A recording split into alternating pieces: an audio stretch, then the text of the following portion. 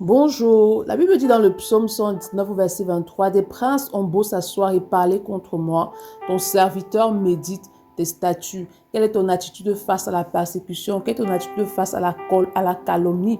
Ici, il parle de prince. Lorsqu'on parle de prince, on fait ça de personnes qui ont un certain statut, certaine position en fait dans la société. Donc cela renvoie en fait à la persécution. Quelle est ton attitude? Comment tu réagis face à la persécution, au mépris, aux insultes et aux calomnies des autres? Il dit dans le passage, ton serviteur médite tes statuts. Ce qui veut dire que rien ne doit te séparer de la parole de Dieu. Peu importe ce par quoi tu passes, peu importe les difficultés, peu importe les calomnies, peu importe les persécutions, peu importe les montagnes qui s'élèvent devant toi, cela ne doit pas t'empêcher de demeurer dans la parole de Dieu. Pourquoi? Parce que la parole de Dieu est vie et esprit.